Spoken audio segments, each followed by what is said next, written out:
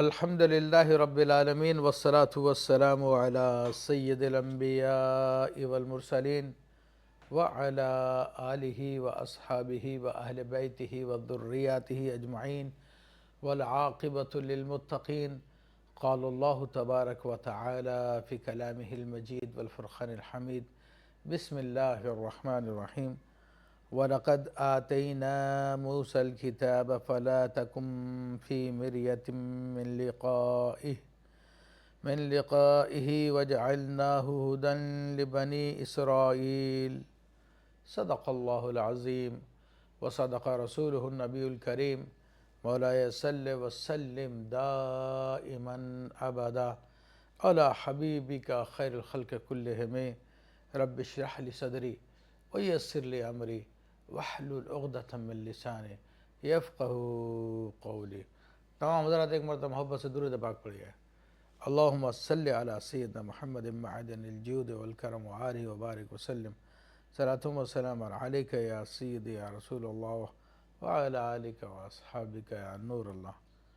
الحمدللہ رب العالمین، ماہ مبارک ماہ رمضان المبارک کا یہ دوسرا اتوار ہے، اور گزشتہ اتوار بھی ہمیں تفسیر قرآن بیان کرنے کی سعادت حاصل ہوئی اور آپ کو سننے کی سعادت حاصل ہوئی۔ تو اللہ کے فضل و کرم سے آج پھر دوبارہ اللہ نے یہ موقع عطا فرمایا، اور ہم سورہ سجدہ کے حوالے سے گفتگو کر رہے تھے۔ یہ سورہ مبارکہ 3 رکوع پہ مشتمل ہے، جس کی 30 آیات ہیں۔ الحمدللہ اس سے پہلے ہم اس سورہ مبارکہ کے 2 رکوع یعنی 22 آیات کی تفسیر آپ کے سامنے بیان کر چکے ہیں، اور آج انشاءاللہ تبارک و تعالی اس کی بقیہ آیات کی تفسیر بیان کی جائے گی، اور پھر یہ سورہ مبارکہ مکمل ہو جائے گی۔ اور بڑی برکت والی صورت، نبی کریم صلی اللہ تعالی علیہ وسلم نے اس صورت مبارکہ کے بارے میں ارشاد فرمایا کہ جو صورت کو گھر پہ پڑھتا تو 3 دن کے لیے شیاطین اس کے یہاں سے بھاگ جاتے ہیں۔ تو بہرحال یہ تو ایک بات ذہن میں آ گئی۔ تو اس کی آخری رکوع کی تفسیر سے پہلے تھوڑا سا خلاصہ میں پیش کر دوں کہ گزشتہ 2 رکوع میں کیا بیان ہوا تھا، تاکہ گزشتہ سے پیوستہ ہو جائے اور ایک مربوط ہو جائے سلسلہ سارا کا سارا۔ تو دیکھیں اس حوالے سے اس کے پہلے رکوع میں اللہ تبارک و تعالیٰ نے رسالت کا بیان فرمایا، اور پھر رسالت کو بیان کرنے کے بعد اپنی قدرت کی نشانیوں کو بیان فرمایا۔ قدرت کی نشانیوں کو بیان فرمایا اور پھر اس کے بعد دلائل دیے، تو دیکھو ہم یہ سارے کے سارے کام کر سکتے ہیں، زمین کو بنا سکتے ہیں، آسمان کو بنا سکتے ہیں، مخلوق کو بنا سکتے ہیں، تو ہمارے لیے کام کیا مسئلہ ہے۔ پھر اس سے اگلے رکوع میں اللہ تبارک و تعالیٰ نے دوسرے رکوع میں پھر قیامت کے احوال کو بیان فرمایا، اور اس میں مومنین کے احوال کو بیان فرمایا، ان کی شان کو بیان فرمایا، اور پھر کفار کے احوال کو بیان فرمایا، ان کی حرکتوں کو بیان فرمایا، اور دونوں کے انجام کو، دونوں کے عذاب کو تفصیل کے ساتھ بیان فرمایا۔ پھر اسی میں آیت سجدہ بھی تھی، تو گزشتہ پروگرام میں تو یہ پڑھی بھی گئی تھی الحمدللہ رب العالمین۔ اب جو تیسرا رکوع ہمارے یہاں پہ شروع ہوتا ہے، تو اس میں فرمایا کہ اللہ تبارک و تعالیٰ نے وَلَقَدْ آتَيْنَا مُوسَى الْكِتَابَ فَلَا تَكُنْ فِي مِرْيَةٍ مِّن لِقَائِهِ وَجَعَلْنَاهُ هُدًى لِبَنِي إِسْرَائِيلَ کہ اور بے شک ہم نے عطا کیا موسیٰ علیہ السلام کو کتاب، ہم نے عطا کی موسیٰ علیہ السلام کو کتاب، فَلَا تَكُنْ فِي مِرْيَةٍ تو آپ شک میں نہ پڑیں، من لقاء ان سے ملاقات کے حوالے سے، وَجَعَلْنَاهُ هُدًى لِبَنِي إِسْرَائِيلَ اور ہم نے اس کو بنی اسرائیل کے لیے ہدایت بنا دیا۔ تو یہ پہلی آیت طیبہ۔ اب اس کی تفسیر کرنے سے پہلے ایک تو یہ وجہ عرض کر دوں کہ پہلے تو آخر میں کفار کے سجدوں کا عذاب کا ذکر ہوا، پھر آیت سجدہ آئی، یہاں پہ اچانک موسیٰ علیہ السلام کا ذکر کیوں کیا گیا؟ تو چونکہ ہدایت مقصود ہے، ہدایت مقصود میں انبیاء کا ذکر کرنا ہوتا ہے، ان کا حوالہ دینا ہوتا ہے،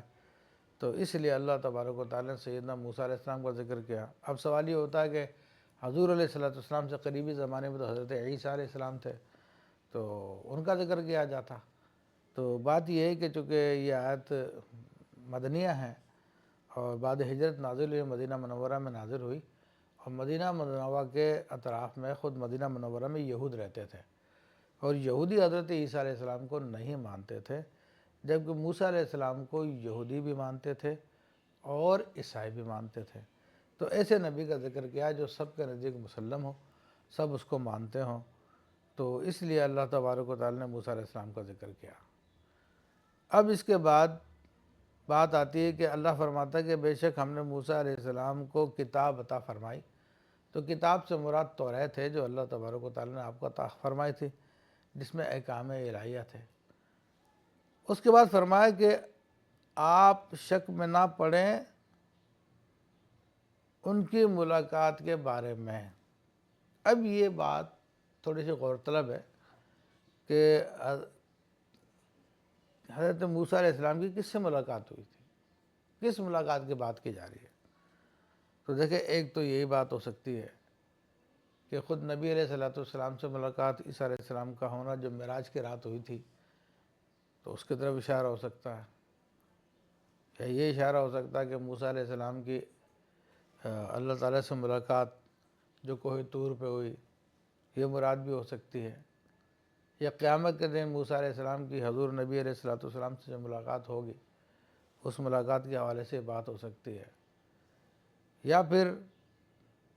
اور بھی اس طرح کے اس میں احتمالات پائے جاتے ہیں۔ تو اب یہاں پر جو اصل مراد کیا ہے کہ جو ظاہر میں نظر آ رہا ہے، تو اس سے یہ مراد لی جائے کہ یعنی موسیٰ علیہ السلام کی نبی علیہ السلام سے ملاقات ہونا، یہ مراد لی جائے، اور اللہ تبارک و تعالیٰ اس پہ قادر ہے، اور قیامت کے دن ان کی ملاقات ہوگی آپس میں۔ فرمایا کہ وَجَعَلْنَاهُ هُدًى لِبَنِي إِسْرَائِيلَ، اور ہم نے اس کو بنی اسرائیل کے لیے ہدایت دینے والا بنا دیا۔ اب یہاں پہ موسیٰ علیہ السلام کو بنا دیا، یہ بھی ٹھیک ہے، توریت کو بنا دیا، یہ بھی ٹھیک ہے، یعنی ہم نے موسیٰ علیہ السلام کو تمام بنی اسرائیل کے لیے ہدایت کا باعث بنا دیا۔ تو یہ اللہ تبارک و تعالیٰ کی طرف سے خاص معاملہ۔ اور پھر یہاں پہ بیان کرنے کا مقصد بھی کیا تھا؟ بیان کرنے کا مقصد بھی یہ تھا کہ یہودی جو ہے ان میں سے موسیٰ علیہ السلام پہ ایمان لے کے آگے تھے، اور بہت سارے لوگوں نے انکار بھی کیا تھا۔ تو قریش جو تھے انہوں نے نبی علیہ السلام میں ان کا بھی یہی حال تھا، تو اس لیے دونوں میں تشبیہ پائی جاتی ہے کہ بعض ایمان لے کے آئے تھے، بعض ایمان نہیں لے کے آئے تھے۔ فرمایا کہ جعلنا منہم ائمۃ یہدون بامرنا لما صبروا۔ اب اللہ تبارک و تعالیٰ ارشاد فرماتا ہے کہ اور جب انہوں نے صبر کیا تو ہم نے ان میں سے امام بنا دیے جو لوگوں کو ہدایت دیتے تھے۔ تب یہاں پر اللہ تبارک و تعالیٰ نے حضرت موسیٰ علیہ السلام نے جو سلسلہ جاری فرمایا ہدایت کا، اسی سلسلے کی طرف اشارہ فرمایا، اور اس سے مراد انبیاء کرام علیہ السلام بھی ہو سکتے ہیں کہ جو موسیٰ علیہ السلام کے بعد انبیاء کرام بنی اسرائیل میں آئے ان کی طرف اشارہ ہے، یا پھر یہ کہ انبیاء کرام اور ان کے خلفاء مراد ہو سکتے ہیں کہ جو ان کے زمانے میں ان انبیاء کی موجودگی میں دین کی تبلیغ کیا کرتے تھے۔ تو اسی طرف اشارہ کیا کہ ہم نے بنی اسرائیل میں بھی امام بنا دیے تھے جو کہ ہمارے حکم سے لوگوں کو ہدایت دیتے تھے، جبکہ انہوں نے صبر کیا۔ تو اب اس آیت طیبہ کے اندر ایک بات سمجھ میں آتی ہے کہ امامت کا حاصل ہونا،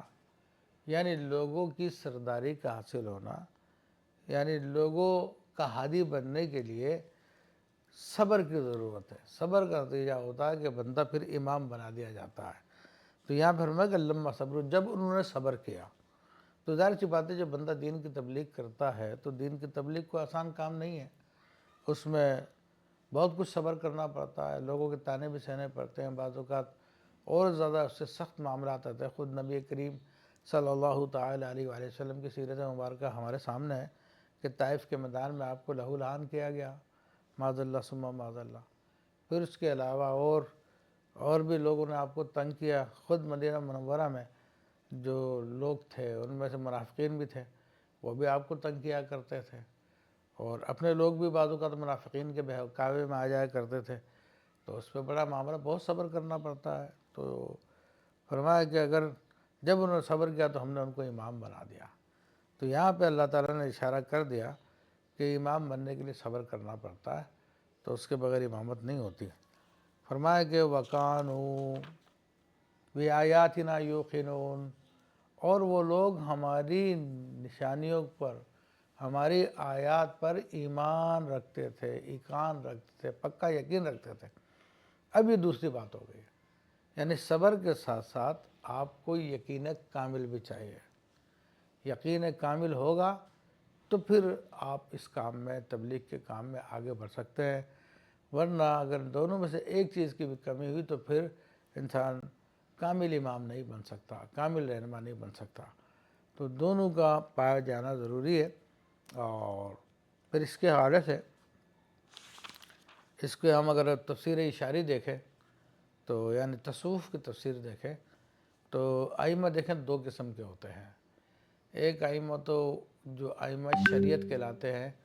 اور ایک ائمہ معرفت کہلاتے ہیں۔ تو ائمہ شریعت تو وہ حضرات ہوتے ہیں جو علماء کرام ہوتے ہیں اور لوگوں کو اللہ کے دین کی دعوت دیتے ہیں، ظاہری شریعت کی دعوت دیتے ہیں۔ اور ائمہ معرفت وہ ہوتے ہیں جو لوگوں کو ذات کی دعوت دیتے ہیں، اللہ تعالیٰ کے قرب کی دعوت دیتے ہیں کہ اللہ تعالیٰ کا خصوصی قرب حاصل ہو جائے۔ ائمہ شریعت لوگوں کو اللہ کے راستے کی ہدایت دیتے ہیں کہ تاکہ لوگ اللہ کے راستے پہ چل پڑیں، اور ائمہ معرفت انہی راستے پہ چلنے والوں کو اللہ تعالیٰ کی بارگاہ میں حاضر کرتے ہیں۔ تو یہ کافی یہ چیزیں ہیں۔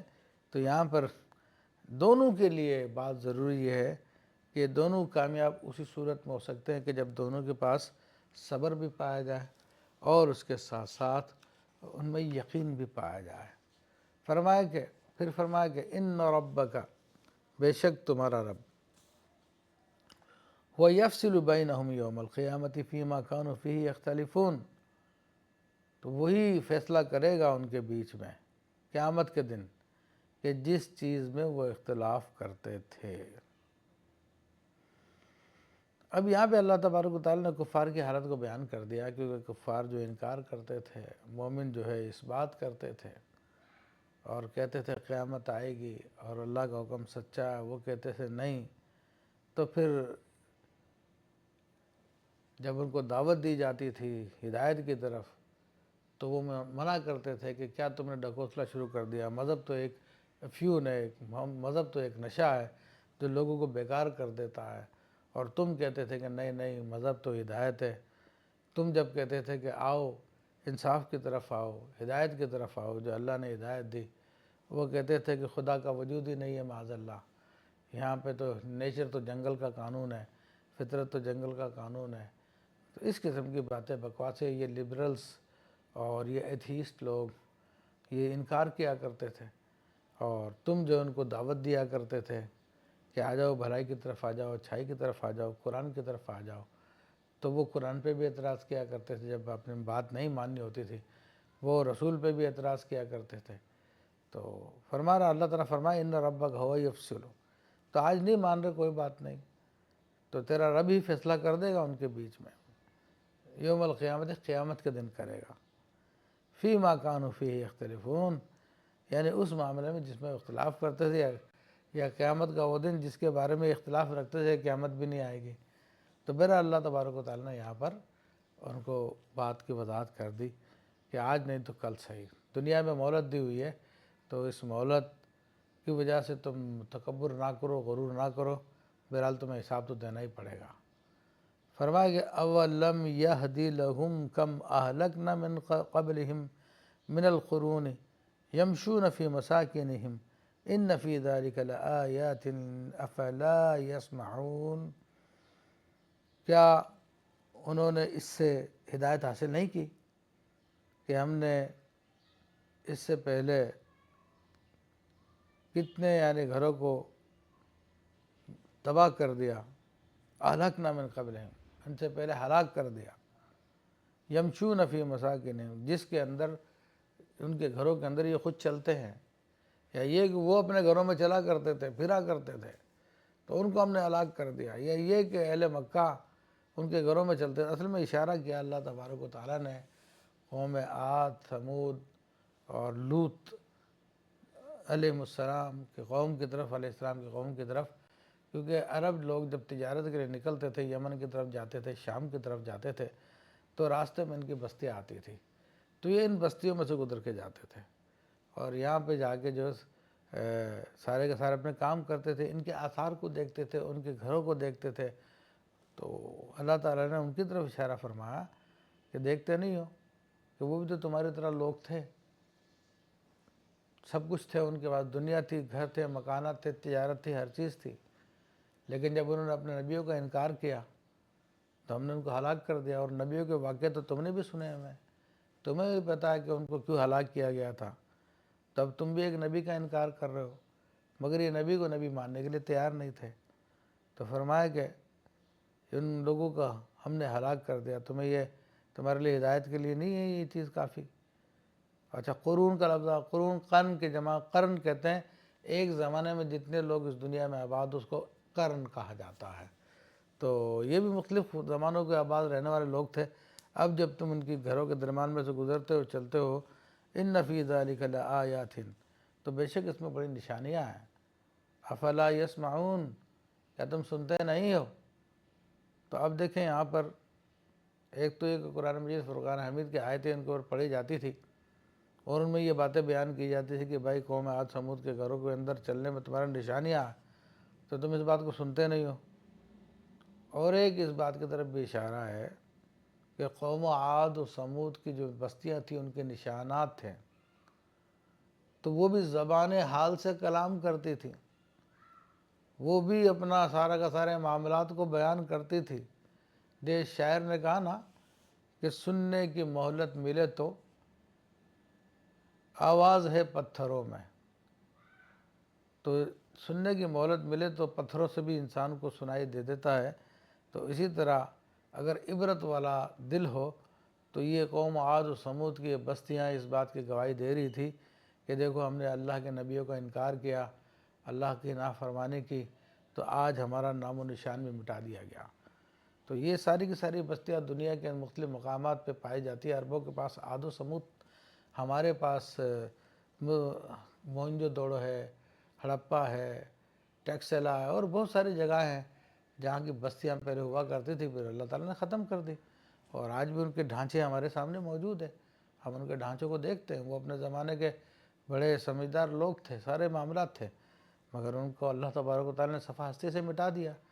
تو کل کو اسی طرح ہمارا بھی انجام ہوگا۔ تو زندگی تو گزارنی ہی ہے،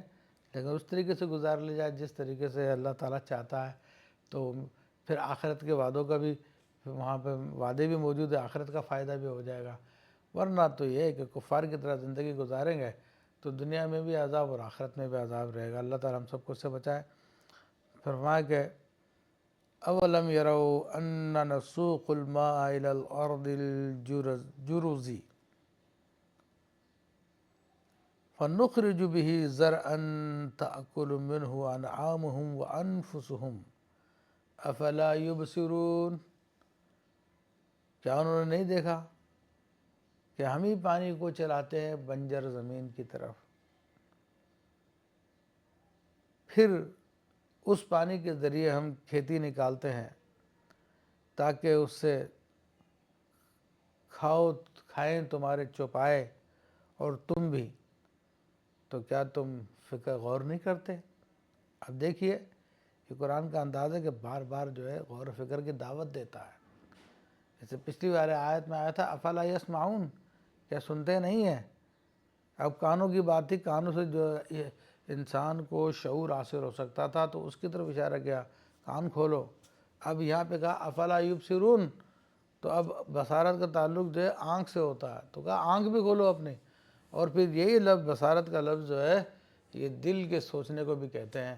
تو ان ساری چیزوں کی طرف اللہ تبارک و تعالیٰ نے جو بھی آلات ہمیں دیے ہیں غور و فکر کرنے کے لیے، یعنی آنکھ، کان، دل، دماغ جو بھی ہے، ان سب کو یوز کرو، استعمال کرو، غور و فکر کرو، کیونکہ اسلام وہ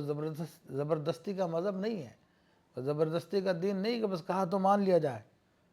اسلام دین ہے سمجھداری کا، سمجھ کے اسلام کو قبول کرو، دیکھ کے اسلام کو قبول کرو۔ ہاں جب ایک مرتبہ آپ کو اس کی حقیقت سمجھ میں آ گئی اور آپ نے اس کو مان لیا تو اب آپ کو جو ہے ہر بات تسلیم کرنی پڑے گی، آنکھیں بند کر کے تسلیم کرنی پڑے گی، جو بھی اللہ تعالیٰ اس کے رسول صلی اللہ تعالیٰ علیہ وسلم کی طرف سے آ چکا، کیونکہ تم حقانیت کو اس کی جان چکے ہو۔ اب جب ایک چیز کی حقانیت کو جان لیا تو اب پس و پیش کس بات کی؟ تو فرمایا کہ اب یہاں پر ایک تو مردہ بستیوں کا ذکر کیا اس سے پیچھے کہ تم دیکھتے نہیں ہو، یہ سب کچھ ہو گیا۔ اب چونکہ مردہ بستیوں کے ذکر کرنے کے بعد ایک بات ذہن میں آ سکتی تھی کہ بھائی وہ تو مر گئے، ختم ہو گئے، اب ان کی کہانی آگے کیسے چلے گی؟ تو اب اس بات کو سمجھانے کے لیے ان مردوں کو اللہ تعالیٰ دوبارہ زندہ کر سکتا ہے۔ تو اب اس کو ایک مثال سے اللہ تعالیٰ نے سمجھایا کہ اولم یروا، کیا انہوں نے نہیں دیکھا، انا نسوق الماء الى الارض الجرز، ہم پانی کو چلاتے ہیں ایک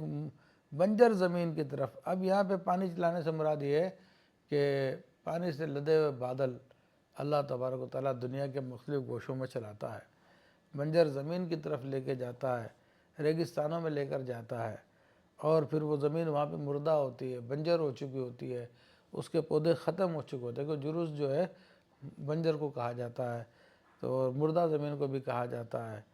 تو اللہ تبارک و تعالیٰ فرما رہا ہے کہ ہم بادلوں کو وہاں پہ لے جاتے ہیں، اور جب وہ بادل وہاں پہ برستے ہیں تو پھر کیا ہوتا ہے؟ تو ہم نے تو تھر پار کر کے صحرا میں دیکھا کہ جو ریگستان ہوتا ہے تو اس کو پھر لوگ کہتے ہیں کہ بھئی یہ تو کشمیر ہو گیا، اب سارا کا سارا اتنا گرین نظر آ رہا ہوتا ہے دور سے کہ وہاں پہ زمین نظر نہیں آ رہی ہوتی ہے۔ تو اللہ تبارک و تعالیٰ ایسا اس کو سرسبز و شاداب کر دیتا ہے، حالانکہ بارش ہونے سے پہلے وہاں پہ دھول اڑ رہی ہوتی ہے، مٹی کے سوا کچھ نظر نہیں آ رہا ہوتا، تو اب وہ ایک مردہ زمین تھی، اللہ نے اس کو زندہ کر دیا۔ تو اللہ تعالیٰ بتا رہا ہے ہمارے پاس تو بہت سسٹم ہے زندہ کرنے کے، ہمارے پاس تو بہت نظام ہے، تو یہ انسانوں کو دوبارہ زندہ ہمارے لیے کیا مسئلہ ہے؟ کرنا کوئی مسئلہ نہیں ہے ہمارے لیے، ہم انسانوں کو بھی زندہ کر دیں گے اور سارا حساب کتاب بھی لے لیں گے۔ تو اس لیے فرمایا کہ ہم تمہارے لیے اچھا وہ زمین کو زندہ کر دیتے ہیں، فَنُخْرِجُ بِهِ زَرًا، پھر اس کے ذریعے ہم کھیتی نکالتے ہیں۔ اب کھیتی کا فائدہ کیا ہے؟ کہ دیکھو ڈائریکٹ ایکسپیرینس ہو رہا ہے کہ یہ مردہ جو زندہ کیا ہے یہ صرف دکھانے کے لیے نہیں تھا کہ وہ 3D ٹیلر دکھا دیا یا 8D ٹیلر دکھا دیا، بندہ دور سے سمجھ رہا ہو کہ ہاں یہ سب کچھ ہو رہا ہے اور حقیقت میں کچھ بھی نہیں ہے، جیسے کہ دجال کرے گا۔ لیکن یہاں پہ اللہ نے فرمایا کہ نہیں، یہ 3D نہیں ہے، نہ 8D ہے، یہ حقیقت ہے، یہ حقیقت ہے جس کا انکار نہیں کیا جا سکتا۔ یہ ایسی حقیقت ہے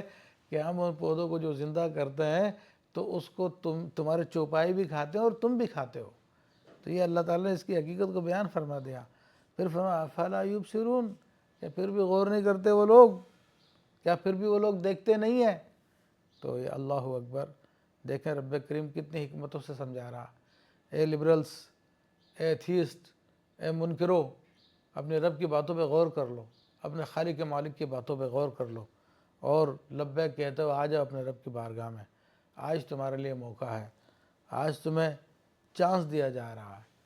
آج تمہیں سمجھایا جا رہا ہے، بار بار سمجھایا جا رہا ہے، محبت کے انداز میں، ہر انداز میں تمہیں بتایا جا رہا ہے۔ اللہ تعالیٰ فرماتا ہے وَيَقُولُونَ مَتَى هَذَا الْفَتْحُ إِن كُنتُمْ صَادِقِينَ، اگر ان کو جتنا بھی سمجھا لو تو کہتے ہیں کہ یہ جو فیصلہ کا دن ہے، یہ تمہیں جو فتح حاصل ہوگی وہ کب حاصل ہوگی؟ اچھا، جب مومنین مسلمان جب ان لوگوں کو سمجھاتے ہیں، ایتھیسٹ کو سمجھاتے ہیں، لبرلز کو سمجھاتے ہیں، تو وہ نہیں مانتے، تو پھر عام طور پر لوگ کہہ دیتے ہیں کہ ٹھیک ہے، قیامت کا دن تو آنا ہی ہے، پھر آج نہیں مان رہے تو کل تمہیں پتہ چل جائے گا، کل سارا کا سارا معاملہ کھل جائے گا، اور جب اللہ تبارک و تعالیٰ ہمیں انعام دے گا، تم دیکھنا، ہمیں جنت میں داخل فرمائے گا اور تمہیں جہنم میں داخل فرمائے گا، تمہارے اس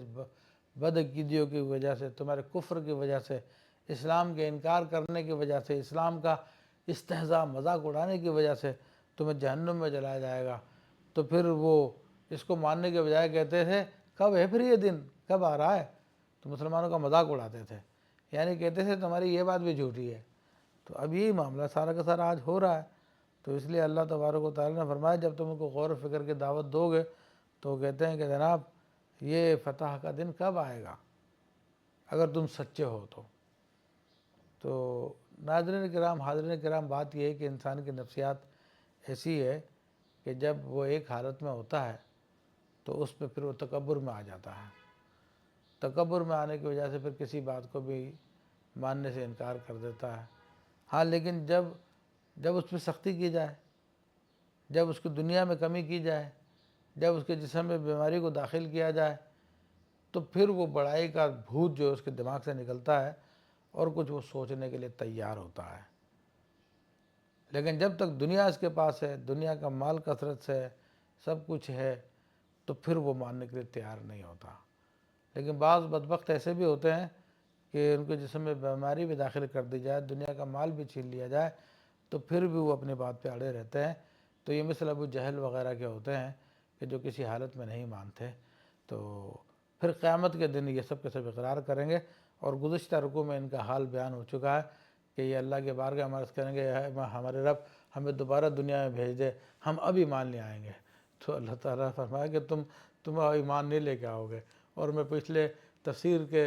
رکوع کی تفسیر میں بتا چکا ہوں کہ اللہ تبارک و تعالیٰ سیدنا آدم علیہ السلام کو اپنا حکم بنائے گا اور فرمائے گا کہ آدم تم میرے بیچ میں، اپنے اولاد کے بیچ میں فیصلہ کرو۔ دیکھو میں ان کو جہنم میں اس لیے ڈال رہا ہوں کہ مجھے پتہ ہے کہ ان کو دوبارہ بھی میں دنیا میں بھیج دوں گا، تب بھی جا کے پھر یہ کفر ہی کریں گے، یہ کفریات ہی میں مبتلا ہو جائیں گے، پھر دین کا انکار کریں گے۔ تو جن کی طبیعتیں ایسی ہیں تو ان کو تو صرف جہنم کی آگ اور قیامت کا عذاب ہی جو ہے ان سے منوا سکتا ہے، کیونکہ اللہ نے ان کو بنایا ایسا ہے۔ پھر فرمایا کہ قل یوم الفتح لا ينفع الذین کفروا ایمانہم ولا هم ینظرون، آپ فرما دیجئے کہ جو فتح کا دن ہے، فیصلے کا دن ہے، تو اس دن نہیں فائدہ دے گا کافروں کو ان کا ایمان،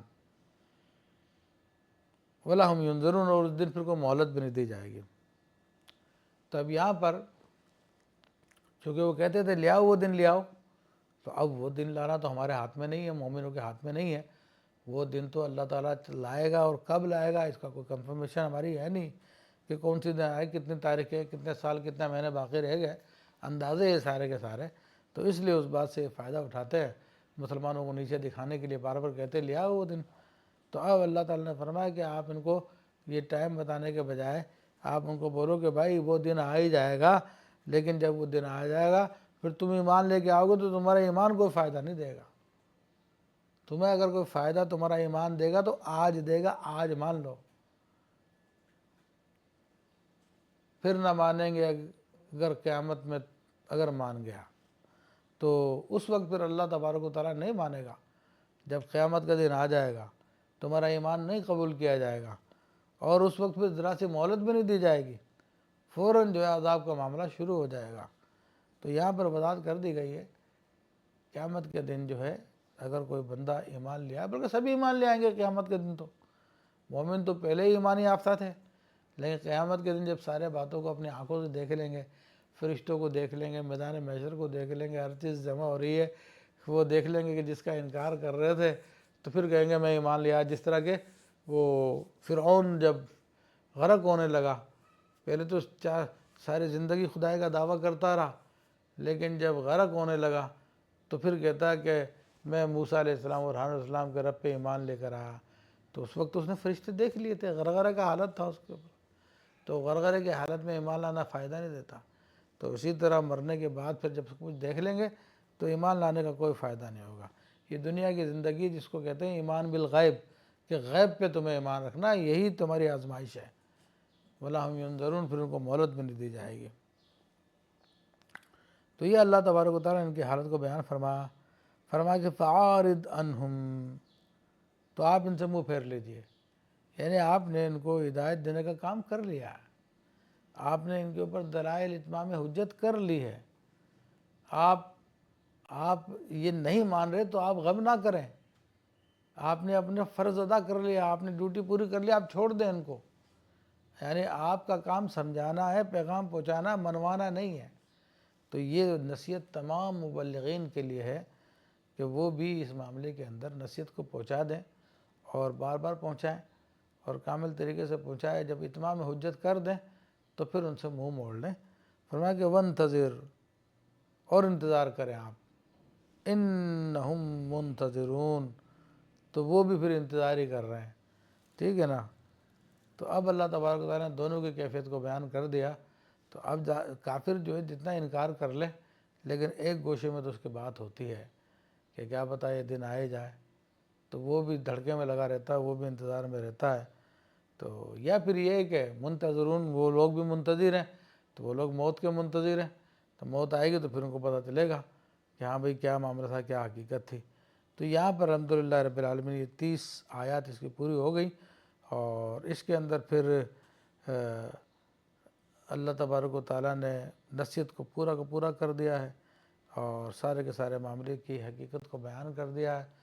تو اب ہم پر لازم ہے کہ قرآن مجید فرقان حمید کے اس پیغام کو سمجھیں اور اس پیغام کو دیگر لوگوں تک پہنچائیں، کیونکہ قرآن مجید فرقان حمید ایک زندہ کلام ہے، اور یہ مردہ دلوں کو زندہ کر دیتا ہے۔ بس بات یہ ہے کہ اس کے پیغام کو آگے تک پہنچایا جائے۔ کتنے لوگ دنیا میں ایسے ہیں کہ جنہوں نے کفر کے عالم میں آنکھ کھولی اور کفر میں پلے بڑھے، سب کچھ کیا، لیکن جب قرآن مجید فرقان حمید کی آیات انہوں نے سنی اور قرآن مجید فرقان حمید پر انہوں نے غور کیا، تو اللہ تبارک و تعالیٰ نے ان کے قلوب کو ہدایت دی۔ الحمدللہ آج وہ ہدایت یافتہ لوگوں میں شامل ہو گئے ہیں۔ تو ہمارا کام یہی ہے کہ قرآن مجید کے پیغام کو دور دراز تک پہنچائیں، اور پھر اللہ تعالیٰ سے سرب کی بارگاہ میں، اس تبلیغ کی بارگاہ میں جو بھی مشکلات آئیں صبر سے کام لیں، اور اللہ تعالیٰ سے کامیابی کا یقین رکھیں، تو انشاءاللہ تعالیٰ دنیا آخرت کے بھلائیں حاصل ہیں۔ تو یہاں پر الحمدللہ ماہ رمضان المبارک میں کہ دوسری اتوار کو الحمدللہ سورہ سجدہ کو ہم نے مکمل کر لیا۔ اب انشاءاللہ اگلی اتوار کو سورۃ الاحزاب کے بارے میں گفتگو کی جائے گی۔ وما علینا الا البلاغ المبین۔